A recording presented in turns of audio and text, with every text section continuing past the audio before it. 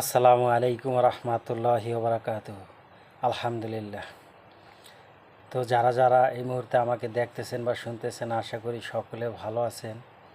আগামীতে আল্লাহু তাআলা সবাইকে ভালো রাখুক।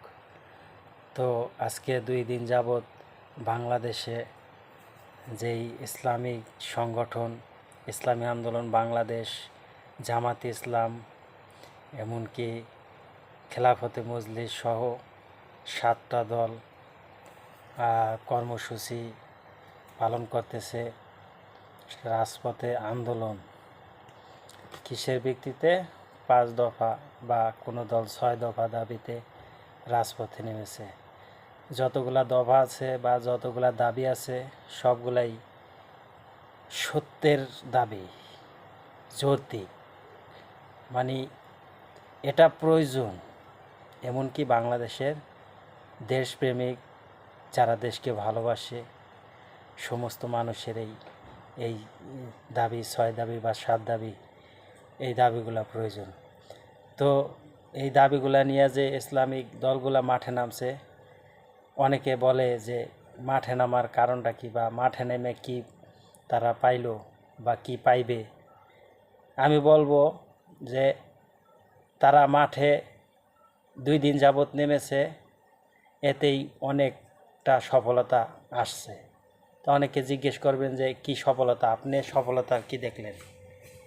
আমি সফলতা দেখলাম হলো আজকে বিএনপির অনেক নেতাই কালকে থেকেই, আরও কয়েকদিন আগে থেকেই কথা আলোচনা হইতেছে যে যেটা টেবিলে আলোচনা হইতেছে, বিভিন্ন কমিশনে আলোচনা হইতেছে, আলোচনার টেবিল রাইখে তারা রাজপথে কেন গেল, এই ধরনের কথা বিএনপির অনেক দল, অনেক নেতা তারা এটা আলোচনা করে। এটা আলোচনা করার মানে কি? এটাই হলো তাদের ভিতরে ভয় ঢুকে গেছে। 2 দিনের আন্দোলন বা আন্দোলনের কথা শোনার পর থেকে তাদের অন্তরে ভয় ঢুকে গেছে। বা এখন বাংলাদেশে যেই জনস্রোত, যেই ইসলামী আন্দোলন, এমনকি জামাত ইসলাম, খেলাফতে মজলিস, এই রাজপথের আন্দোলনে যেভাবে মানুষ সাড়া দিয়েছে, এমনকি রাস্তায় নেমেছে, এতে মানে বিএনপির অনেক নেতাকর্মী তাদের অন্তরে ভয় ঢুকে গেছে। তাদের যে কথাবার্তা এতেই বোঝা যায় যে অনেক সফলতা এই রাজপথে আন্দোলনের মাধ্যমে চলে আসছে অলরেডি। তো অনেকেই অনেকভাবে এই আন্দোলনকে কটাক্ষ করে কথাবার্তা বলে। যারা বলে তারা মূলত দেশপ্রেমিক নয়, তারা দেশকে কখনোই ভালোবাসে না, দেশের জনগণকে ভালোবাসে না। বিগত 54 বছরের রাজনীতিতে মানুষকে যারা যেই দলে ক্ষমতা আসছে তারাই মানুষকে শোষণ করেছে, মানুষের উপর জুলুম অত্যাচার করেছে। তারা আগামী দিনেও এটাই চায়। কিভাবে ক্ষমতায় থাইকা দেশের গরিব মানুষের শ্রম, কিভাবে গরিব মানুষকে চুইসা টাকা পয়সা লুটপাট করা যায়, এই ধান্দায় এখনও কিছু কিছু দলের ভিতরে এই ধরনের আশা আকাঙ্ক্ষাই। একবারও তারা ভাবে না যে রাজনীতি মানে দেশের মানুষের সেবা করা। তো মানুষের সেবা না করে মানুষকে শোষণ করে, এটা কোনো রাজনীতি না। রাজনীতি কাকে বলে?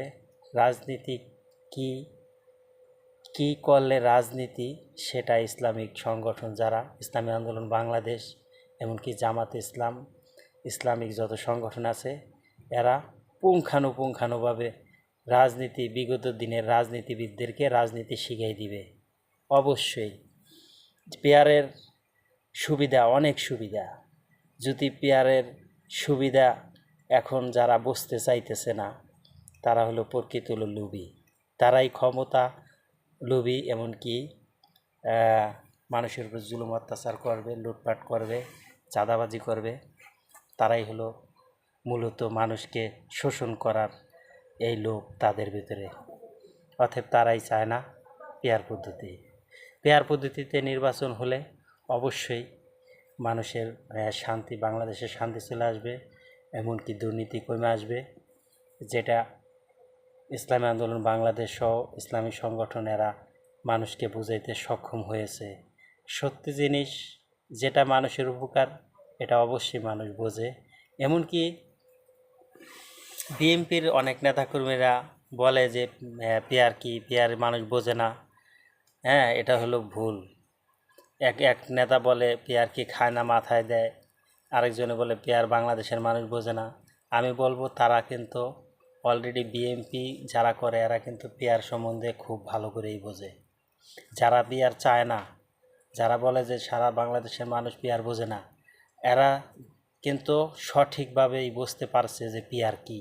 এজন্যই তারা চায় না। পেয়ার যে কী এটা তারা বুঝছে, 100% বুঝতে পেরেছে। এজন্যই তারা পেয়ার চায় না, যার কারণে পেয়ার নির্বাচন হলে ওইভাবে প্রভাব খাটাইতে পারবে না, দুর্নীতি করতে পারবে না। এজন্যই তারা বুঝেও না বোঝার ভান করে। তো সারা বাংলাদেশের মানুষ অলরেডি পেয়ার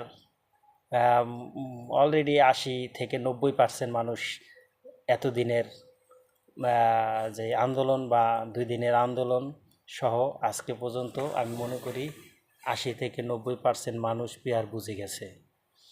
এজন্যই বাংলাদেশে অবশ্যই আশা করি সামনে ভালো কিছু আশা করা যায়। আর যেহেতু ইসলামী আন্দোলন বাংলাদেশ পেয়ারের দাবি অতি ফার্স্ট, বাংলাদেশ অতি প্রথম, তারা যেহেতু এই দাবি নিয়ে মাঠে নেমেছে বা এই দাবি করেছে, তারা বুঝে শুনেই করেছে।